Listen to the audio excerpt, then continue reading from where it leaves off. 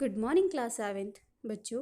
आज हम चैप्टर 3 पढ़ेंगे जिसका नाम है मेरे पिता प्रेमचंद्र।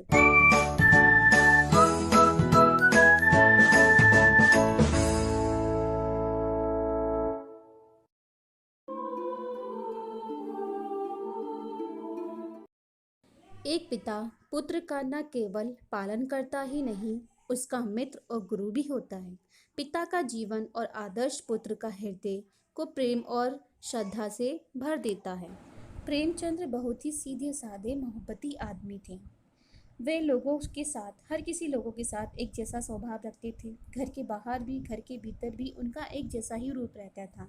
वे किसी के साथ भी दोगलापन नहीं करते थे। उस आदमी की सबसे बड़ी महानता थी कि वह किसी तरह का महान नहीं था। झील के नीले पानी की तरह एकदम साफ, ना कपड़े लत्ते में, ना तौर तरीके में, ना बोल चाल में, ना रहन सहन में। अपनी गृहस्थी में सबसे एक साधारण सा इंसान था, बाल बच्चेदार गृहस्थी वाला, बच्चों में रमा हुआ।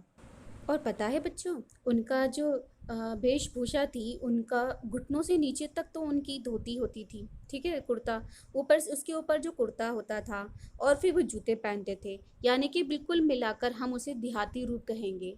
उनको कपड़े पहनने तक का तमीज़ नहीं था, या फिर ये कहेंगे कि उन्हें और लोगों की तरह रहना सहना नहीं आता था। मुझे उनके दोनों पैरों की कन की उंगलियां अच्छी तरह याद हैं, जो जूते को चीरकर बाहर निकली रहती थी। सादगी इससे आगे नहीं जा सकती। उनके ऊपर कम से कम खर्च, यानी कि उनकी ज़िंदगी का साधारण सा नियम था। घर के बाकी लोगों को भी वे मखमल नहीं पहनाते थे, मगर उनसे सभी अच्छे थे। यूं तो खैर कभी इतने पैसे ही नहीं हुए कि कोई बड़ी ऐशो सियासत से रहा रहता है, और मसल ही मशहूर है। राजाओं ने उनको अपने यहाँ बुलाकर रखना चाहा और कदरदानी के ख्याल से ही ऐसा किया, मगर वह राह प्रेमचंद्र की नहीं थी। उनके लिए खुली हवा उनका राजमार्ग ही बेहतर था, जहाँ जहाँ वे एक बड़ के तले कुएं के पास आराम से अपनी ज़िंदगी गुजार सकते हैं।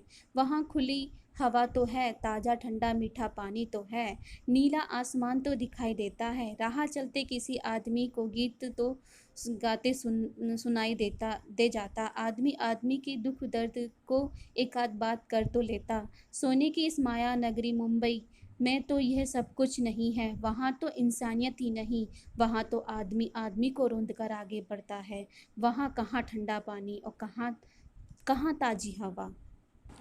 पता है बच्चों, उनको बहुत मौके मिले उनको आगे बढ़ने के लिए, लेकिन प्रेमचंद जो थे वो अपनी साधारण दुनिया में ही खुश थे।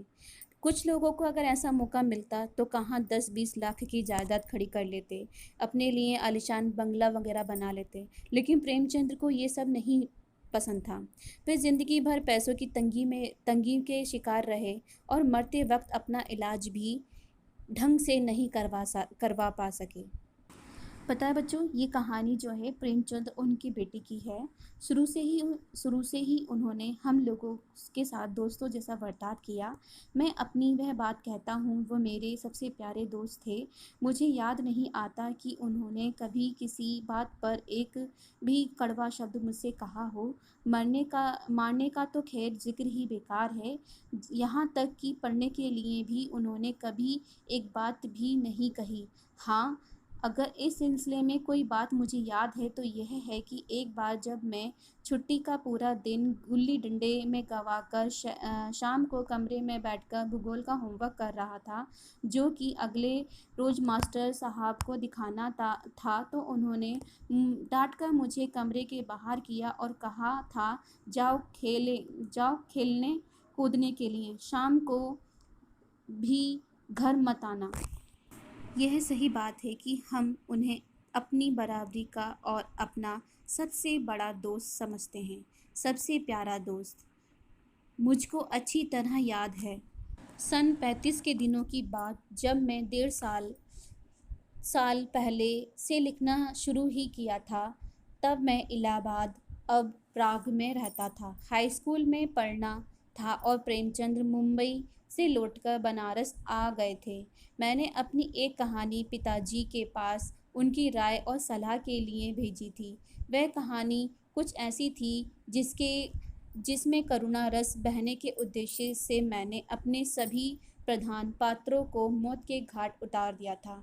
मृत्यु से अधिक करुणा तो कोई चीज़ नहीं होती। नहीं, अगर करुणा रस का पूर्ण प्रयाग करना है तो कहानी में 2-4 मौतें तो होनी ही चाहिए। लिहाजा नायक नायिका सब मर गए तो पिताजी ने कहानी पढ़कर बड़े दोस्ताना अंदाज में मुझे लिखा कि कहानी तो अच्छी है, बस एक बात है कि इतनी मौतें ना हो तो अच्छा, क्योंकि ऐसी कहानियाँ कमज़ोर मानी जाती हैं जिनमें ज़्यादा मौतें होती हैं, बाकी सब कुछ ठीक है।